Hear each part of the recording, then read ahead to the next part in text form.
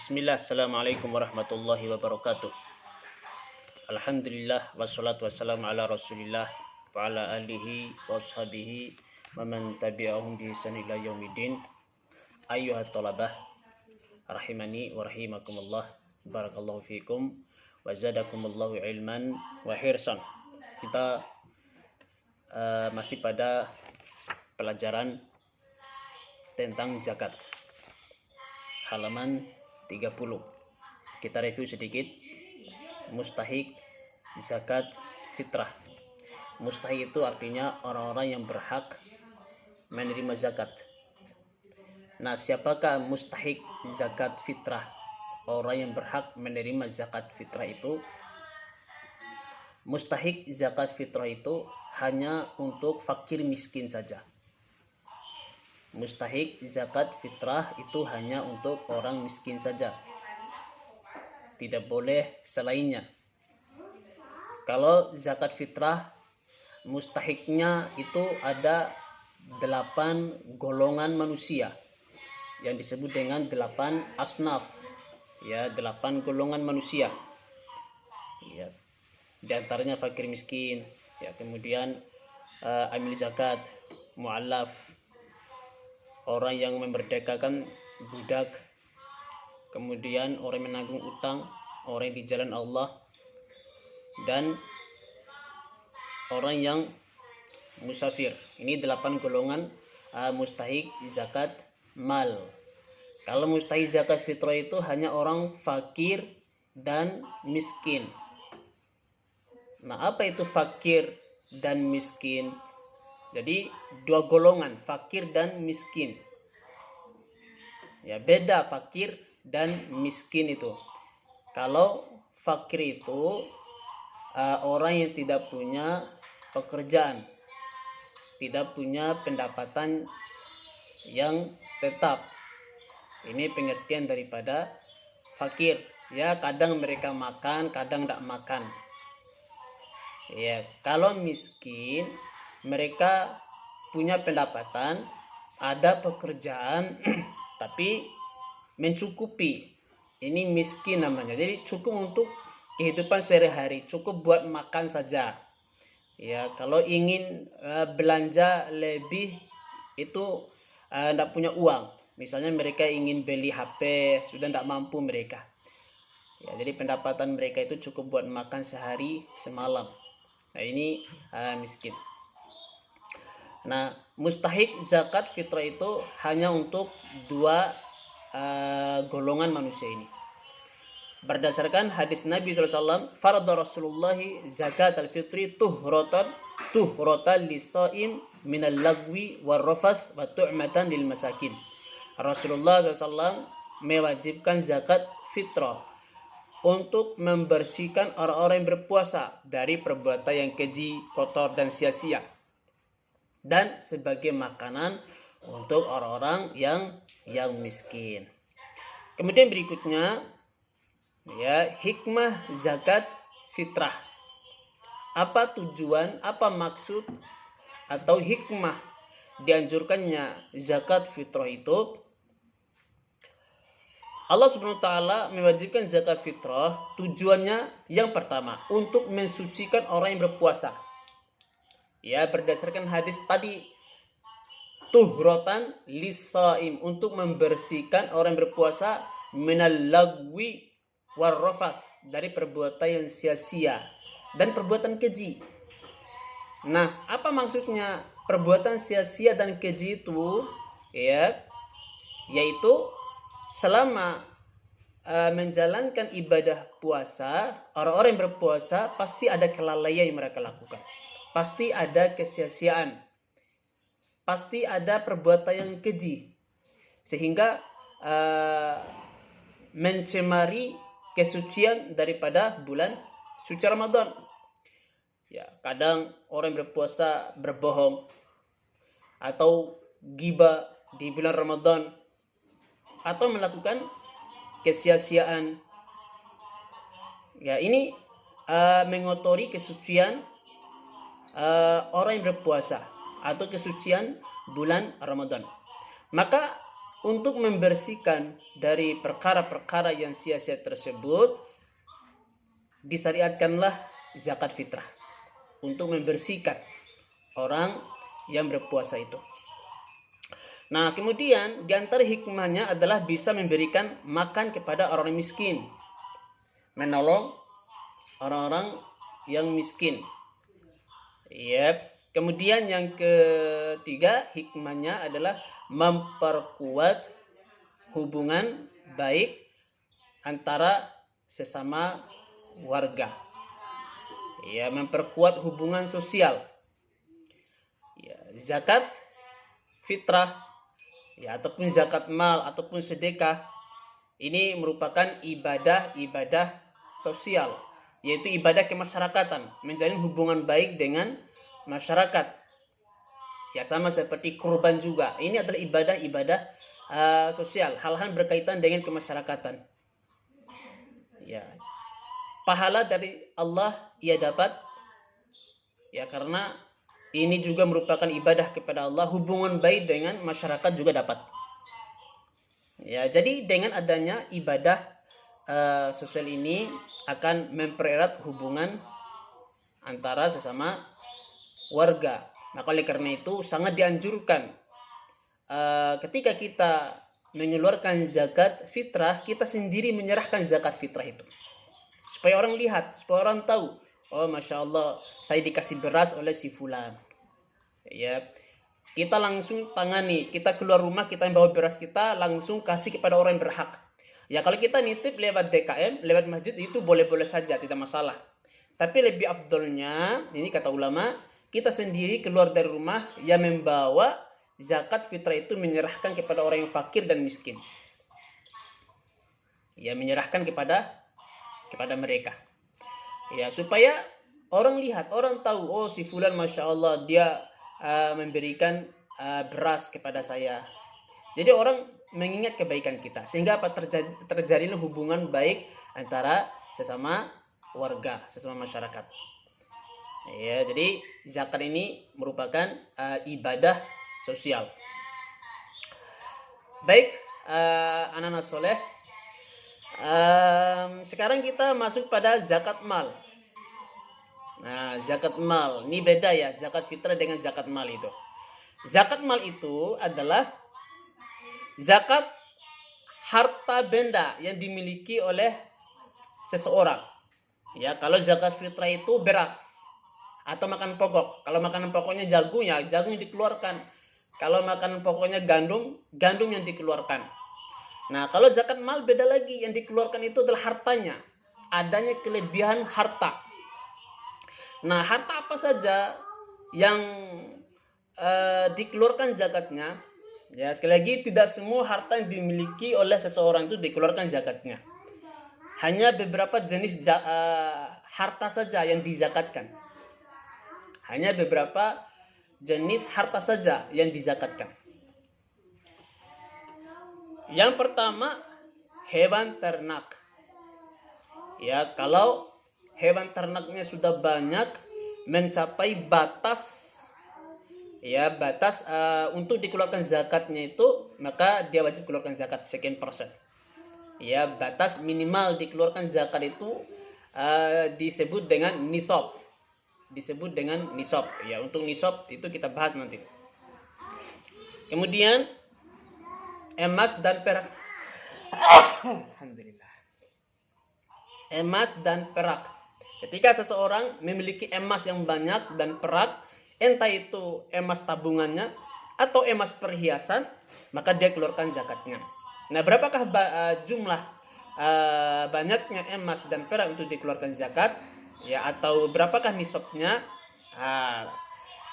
Nanti kita akan bahas. Kemudian termasuk di antara yang dizakatkan adalah hasil pertanian. Hasil pertanian. Jumlah pertanian yang sangat banyak sekali. Kemudian yang keempat adalah uang. Uang. Kemudian yang kelima adalah barang perdagangan. Jadi ada 5 jenis ya harta atau mal yang harus dizakatkan.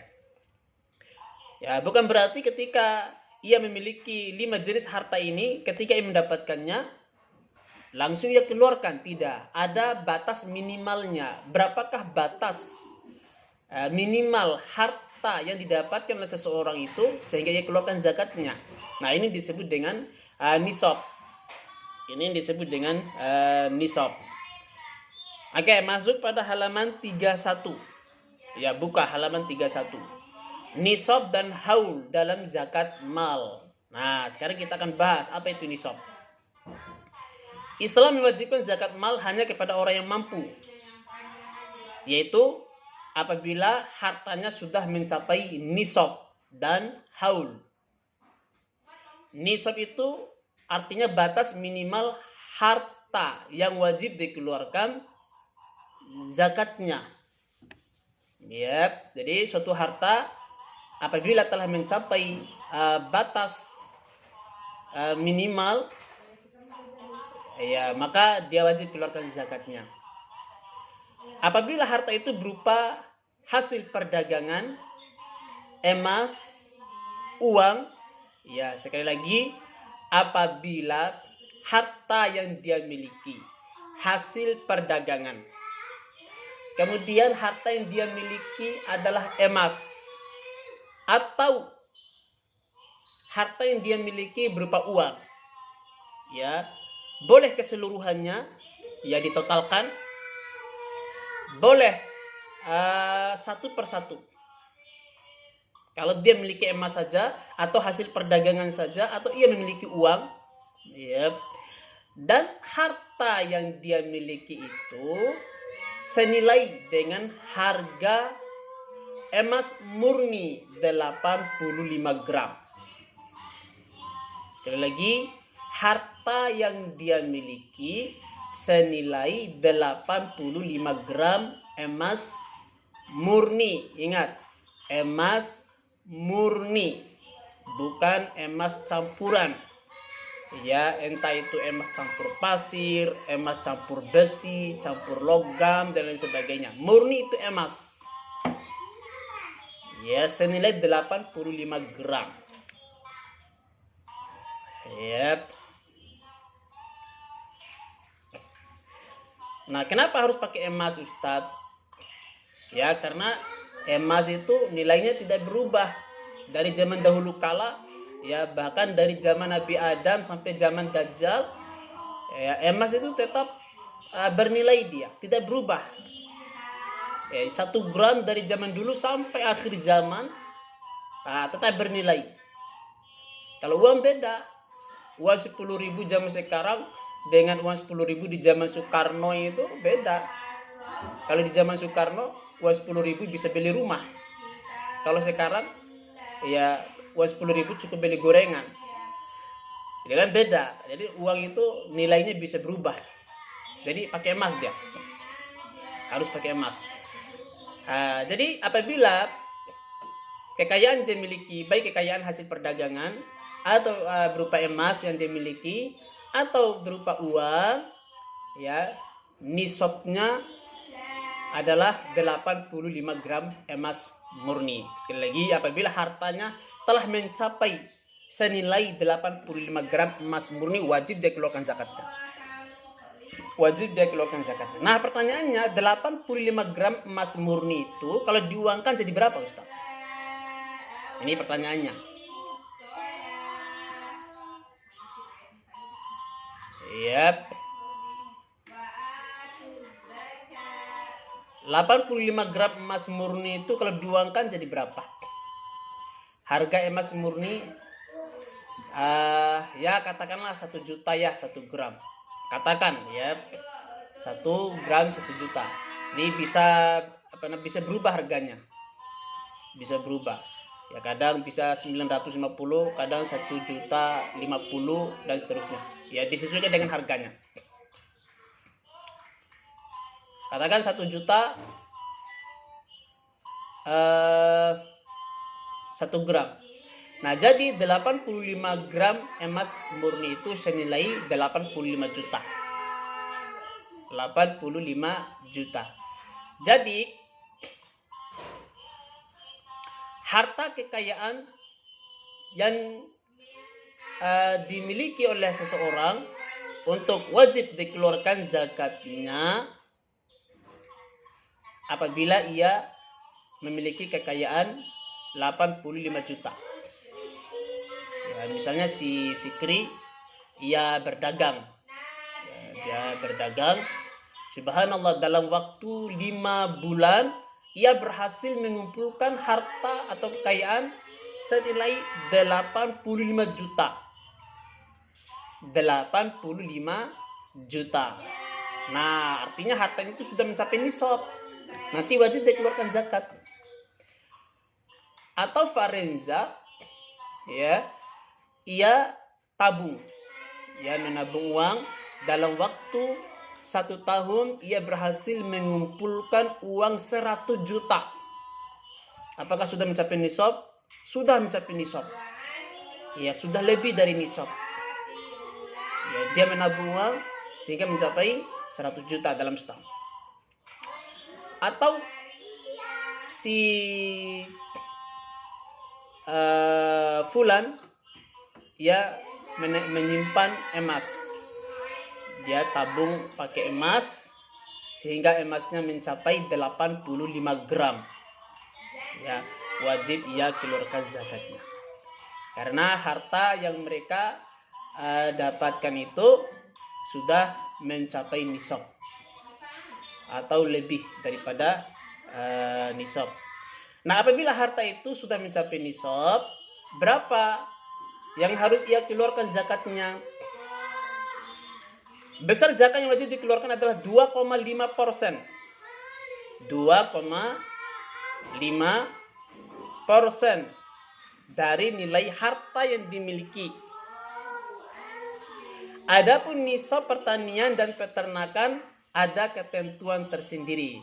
Nah, nisab pertanian dan peternakan itu beda lagi. Ya, beda lagi. Ya, berapa batas nisabnya, persentasenya berapa itu beda, peternakan dan pertanian. Adapun 85% tadi adalah hanya perdagangan, emas dan uang. Kalau sudah mencapai nisabnya 85 gram emas itu atau 85 juta, maka yang dia keluarkan zakatnya itu adalah 2,5%. Jadi bisa dihitung nanti, ya. Uang 85 juta dikeluarkan darinya 2,5%. Itu berapa itu? Ya, kemarin Ustadz hitung bersama dengan anak-anak soleh yang kelas 5 markas. Ya, di situ ada anak-anak soleh yang pintar matematika. Itu hasilnya ada 2.150.000 lah, 2.150.000 ya. Apakah benar atau salah dia punya hitungan itu, ya? Coba anak soleh hitung lagi. Ustadz pernah menghitung tapi sudah lupa. Pernah hitung tapi sudah lupa gimana caranya itu. Ya, coba ya anak soleh, nanti Ustadz ajarkan lagi nanti insyaallah bagaimana cara hitungnya. Ya, insyaallah taala. Jadi ala kulli hal 2,5% dari 85 juta itu nilainya adalah 2.150.000. Ya, jadi dia harus keluarkan 2.150.000 itu dari 85 juta. Ya, dan diberikan kepada 8 golongan orang yang berhak menerima zakat mal. Ya, boleh dibagi-bagi, boleh diserahkan kepada salah seorang dari mereka. Ya, misalnya ada orang miskin, kasih semua nih uang 2 juta lebih itu, kasih semua mereka. Atau dibagi-bagi boleh, silakan. Kalau uangnya 100 juta berarti 100, ya, dikeluarkan darinya 1 juta itu dikeluarkan darinya 2,5%. Ya, 2,5%. Nah, ini berkaitan dengan nisab ya. Kemudian haul. Kalau haul itu berkaitan dengan periode atau masa berlangsungnya suatu usaha. Ya, haul itu artinya jangka 1 tahun. Artinya apabila harta dia itu sudah mencapai 1 haul, yaitu 1 tahun, baru dia keluarkan zakatnya. Nah, jadi nisab dan haul ini 2 rukun zakat. 2 hal yang harus ada. Yang pertama, harta itu sudah mencapai nisab, batas minimal. Ya, harta itu sudah mencapai nisab. Itu pertama. Yang kedua, selain daripada nisab, harta itu harus berputar 1 tahun, baru dia keluarkan zakatnya. Ya. Dalam hitungan kalender hijriyah. Ya, dalam hitungan kalender hijriyah. Misalnya si A, ia berdagang dalam waktu 6 bulan, ia mengumpulkan harta kekayaan atau keuntungan senilai 100 juta. Apakah sudah mencapai nisab? Ya, secara nisab ia sudah wajib mengeluarkan zakat. Ya, secara nisab harta itu sudah sampai batas untuk dikeluarkan zakatnya. Ini secara nisab. Tapi secara haul belum sampai, karena dia berusaha atau berdagang itu baru 6 bulan. Hartanya itu dia dapatkan itu hanya 6 bulan.